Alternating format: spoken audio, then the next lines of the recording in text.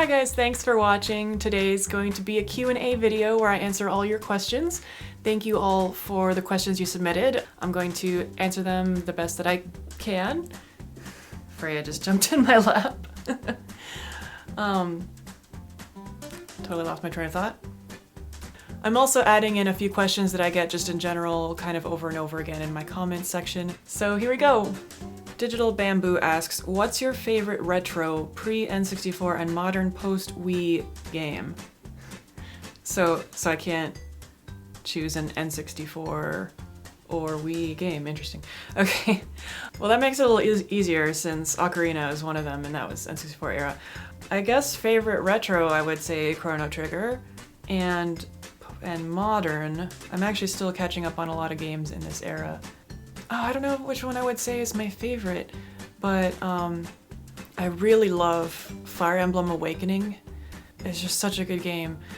I also have to give a special mention to Ori and the Blind Forest, which I was actually really lucky to be a part of. I played in the orchestra for the soundtrack. You know, back then I didn't even know like what a big deal this game was gonna be, but it's just so incredible and it's so rare to see a game that is equally beautiful and challenging and imaginative and engaging in the way that Ori is.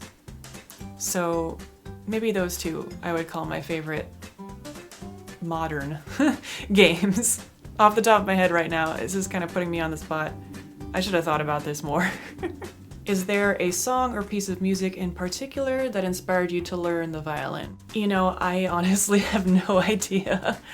I'm sure there was, because I came from a musical family, but no one played the violin or cello or anything like that in my family, so I'm not really sure where I got the idea to play the violin. I know my mom was really pushing hard for me to play the piano like she does, but yeah, I asked for a violin when I was 4, so I don't remember. I don't remember why. Yeah, I have no idea. What strings do you use? I'm fairly new to violin. My current strings are unforgiving, but I noticed you have a warm, smooth sound. I don't really have a consistent answer for that. Right now, I've been using Kaplan, Amo, and Vivo sets kind of interchangeably. One is for warmer sound and one is for, you know, brighter. But I just started using those and I haven't decided which one I like better. Before that, I used to use Ava Parazzis and I liked those for my violin a lot, but they seemed like they dulled pretty quickly and tended to unravel, which was not good. Hey Freya. Most of the time that I was in school, I used dominants, which I think are a very solid standard string, you know, to start with. So if you're asking about what you should get, I think as long as you have good quality strings, it doesn't matter, because everyone's instrument is different and every type of string will sound different on every violin. So you can't take, you know, my advice, you know, you have to try what sounds best on your instrument. I think as long as they're quality strings, after that, it's really up to you. You know, no strings are gonna make you magically sound better, you know. The strings only go so far. If you're a student, I think dominants are a pretty solid choice. And then after that, just, you know, try different ones and see what sounds better for your particular instrument. What style of music do you have the most fun arranging and playing? I enjoy doing a lot of different things. That's partly why I'm a freelance violinist. You know, I don't like having to do the same thing every week, day in and day out. You know, as soon as things on my channel start to get a little too easy, I like to take things up a notch and try something new and different. So, I don't know. I mean, if I have to pick what's most comfortable for me and what's easiest and most natural, I have a very heavy classical music background and that is what I enjoy the most. I really like pushing myself there, doing more serious type arrangements and performing, because it makes me feel like I'm challenging myself the most when I do that. On the other hand, arranging in styles that I'm not familiar with as much, like jazz, for instance, that is a whole different type of challenging, and if it comes out great, then I love it, but while I'm doing it, I hate it because it's so hard. So, I don't know. Did I actually answer the question? I guess I like to do a lot of different styles, and I'm always pushing myself, so that's what I enjoy most about it. How long have you been playing the violin? I've been playing the violin for 25 years. And saying that makes me feel really old. Usually takes me a while to do the math, but this year it's kind of easy. Yeah, long time. Your violin is beautiful. May I ask what make it is? My violin is, it's a German violin. It's made in the 1920s by Ernst Heinrich Roth, and I've had it since sophomore year of college. Before that, I was using a modern Italian violin, which I still have, I just don't use very often. What is your favorite video game? This is such a hard question. Do you guys have one favorite? I mean, I have like 3, so I'll tell you my top 3. The one I most normally will say when someone asks is Zelda Ocarina of Time. It was my first Zelda game. It was a huge part of my childhood, one of my favorite music soundtracks. So yeah, Ocarina of Time is incredible. My next favorite would have to be Chrono Trigger. And the only reason why I might bump Ocarina ahead of that is because I didn't play Chrono Trigger until I was in college. It came out way earlier than that, and I just didn't know anything about it, and for some reason didn't play it when it came out. Finally, one day I was bored and just like started playing it and was just instantly hooked. I mean, and it's still one of my favorite games ever, even though I didn't grow up playing it. It's probably my hands down favorite video game soundtrack, and I never get tired of that game, never. But I have to also mention Super Mario RPG, which when I was a kid growing up was definitely my favorite game. And it's still my favorite Mario game. It was my first RPG. The soundtrack is awesome. Everything about it is amazing. And so I have to mention it, even though, yeah, that's 3 games now that I've said are my favorites. So Ocarina, Chrono, Mario RPG, take turns being my favorite depending on how I feel that day, so. What motivated you to start your YouTube channel? Well, this is interesting because I wanted to do this for a long time, but it took me a while to kind of get the motivation to do it and for all the circumstances to kind of line up where I would be able to do it, because initially I wanted to do mostly string quartet stuff, and I had been arranging that music since I was in school. So it took a while for me to find friends that would play through the quartets with me and figure out a way to record it and just to do all of that. But actually, I thought I would mainly use my channel as kind of promotional material for this project that I wanted to launch on a Kickstarter, like sometime after that. I thought I would start my channel, gain a following, and then like after a year, I would, put up my Kickstarter for this album I really want to do, and then at least people would know who I was, and if not, they could see what I can do, and that would help kind of prove that, I wasn't just some random person. So that was my initial plan. But considering this album still hasn't come out, clearly I got a little derailed from that, and it turned out I really enjoyed making YouTube videos, and I really enjoyed, all the work that I do on here, and it just became a whole separate passion project of mine. So yeah, you guys make this worth it for me, and thank you for that. Are you planning to do more non-VGM stuff in the future? I really enjoyed this.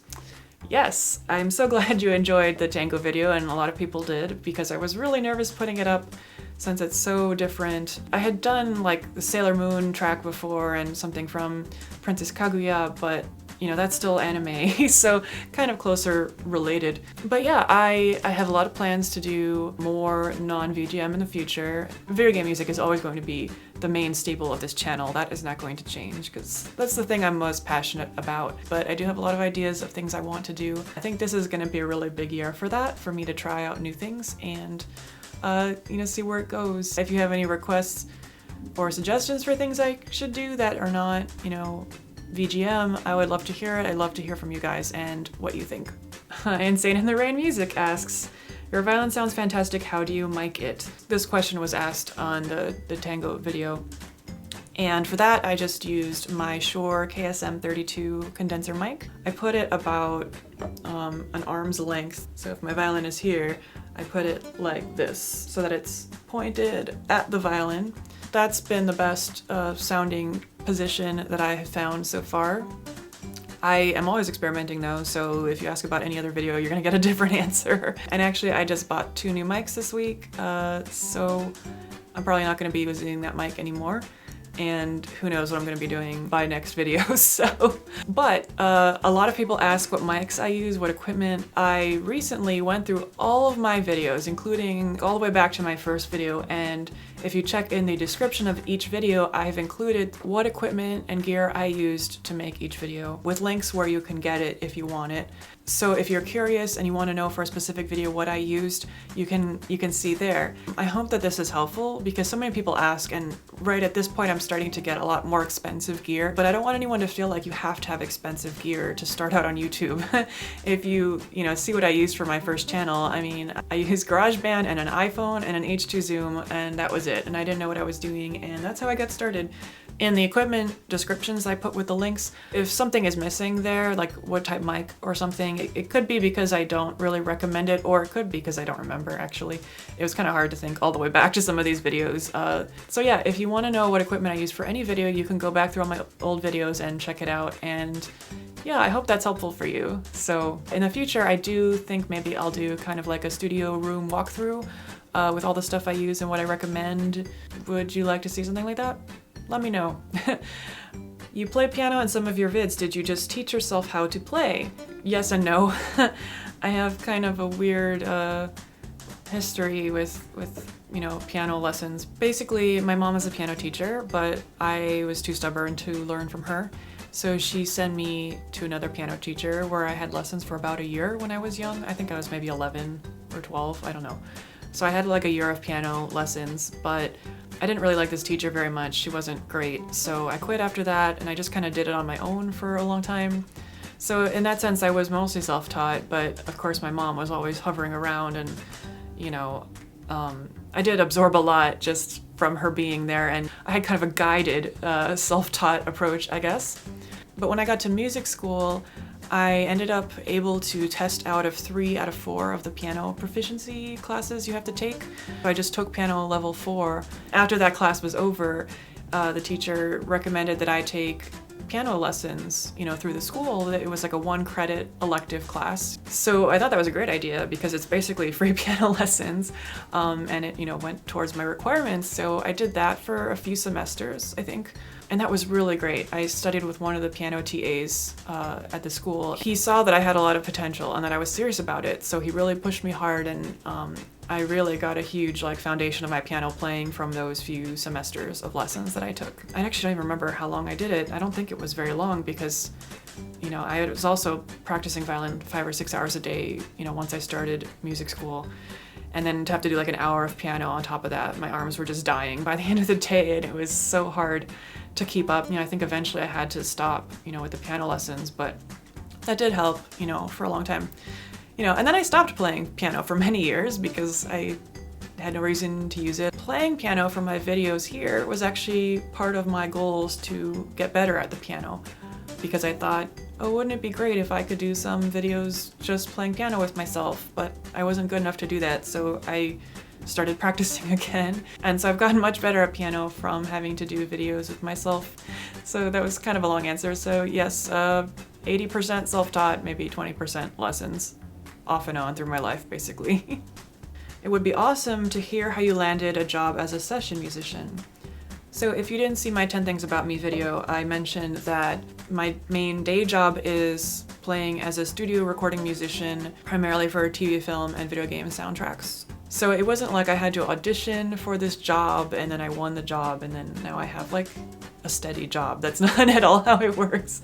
It's just like anything else in the, in the music industry as a freelancer. So Nashville has a huge recording industry here, but at least as far as string players are concerned, most of that work was done by a very small group of people who have been doing it for like 20 years.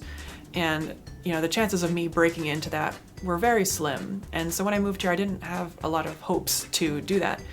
But then about a year and a half or 2 years after I moved here, Sony came for the first time to record Uncharted Golden Abyss, and that was the first time a video game company had come to score in Nashville. And it was huge because they needed a huge orchestra, they needed tons of string players, so that was how I got my first kind of break playing recording sessions. It was mostly because, I was in the right place at the right time. I had just moved to Nashville, but I had been there long enough that I had made friends with everyone in town, and I was good friends with the people that ended up, you know, contracting this work. Then the recording industry in Nashville just kind of took off. We've been doing so much game scoring and now TV and film. It's huge now, and now there's so much steady work in that, and I was lucky enough to get in kind of on the ground floor. But yeah, I was kind of in the right place at the right time, and I knew the right people, and I had already kind of proven myself as a reliable and, you know, strong player. So all those things together, you know, led to this work that I now have, which is basically my dream job. So I am very, very, very grateful for that. What are some of your favorite pieces and songs that you have played? I'm not sure if this question means, you know, like video game songs or just in general, because that's a really broad question. Okay, I'm just gonna start with what is easier for me. My favorite violin concerto is Bartók's second, also Prokofiev's second violin concerto. Pretty much anything by Prokofiev. I love all his music, and I have played a lot of it. Brahms' Fourth Symphony, Rachmaninoff's Second Symphony. For video game music, it's a little harder to narrow down. I don't necessarily think like my favorite song that I have played as much as maybe concert or experience. I played for the Symphony of the Goddesses Nintendo World concert a few years ago. So it was just string quartet plus bass, harp, and flute. And that was my first video game concert performing for, and it was incredible, just the energy in the room. You know, definitely one of my top performances ever. But I also played for the full Symphony of the Goddesses show, which anything from that show, let's just say that. And then I also did Distant Worlds a couple years ago, and we did One Winged Angel, you know, as an encore, and we did it, you know, without the choir like they're doing now so that the audience has to sing along. But Nobuo Uematsu's there, you know, and I was sitting on the outside of the first violins, right on the edge of the stage. I could see the people there. You could see them so excited, you know, like right next to you. And I mean, I'm so excited because, you know, I love this music too. But it's so cool to be a performer and like be so close to the audience when there's that kind of energy. And Uematsu's just like coming across the stage, goading everyone on to like sing, and it was just, it's kind of hard to describe, but that energy is just one of the highlights of my performing career by far. So maybe that's one, you know, One Winged Angel with Distant Worlds and Uematsu there. I don't know. If you look back in 20 years, what was your most favorite memory from your lifetime? This is a really hard question. I mean, I don't know, 20 years from now, I'm probably gonna have more favorite memories than I do now. I mean, I'm not gonna be that old in 20 years, so how old am I gonna be? I'm gonna be pretty old in 20 years. A lot of my favorite memories of my life have been performing the violin. I have like a mental list of concerts that I keep. So many times a concert does not make that list because, you know, people think when you're a musician, you do what you love all the time, and I do love it, but, you know, it's also a job. You know, 80% of the concerts I play for work, I'm not necessarily loving. It's not to say I dislike it, but it's work, you know? But I have some concerts that are just completely unforgettable. Playing Tchaik 6 with New World Symphony is one. Playing for Distant Worlds, and the very first Symphony of the Goddesses Nintendo World concert that I did. My first performance of Mahler 7. You know, there's also big life events too, like my wedding day, which of course is a huge memory I will always look back on, you know, in the time that I spent in Japan. It's hard to narrow it down, you know, but I feel like so much of my life is tied up in music. So that's always what I'm gonna kind of look back on. Maybe. I don't know. I'll make sure to watch this video in 20 years and see what I think then. Alright, thanks for all the great questions, you guys. I had fun putting this together, and hopefully you had fun watching it. I'm actually planning to do more talking, vlogging videos in the future, so if you have any topics you would like me to talk about more in depth, please feel free to leave that below. I would love to hear your ideas. Some things I was thinking about doing are more behind the scenes videos, either behind the scenes of like recording sessions here or about my day-to-day life, being a musician, things like that. So just let me know, and thanks for watching.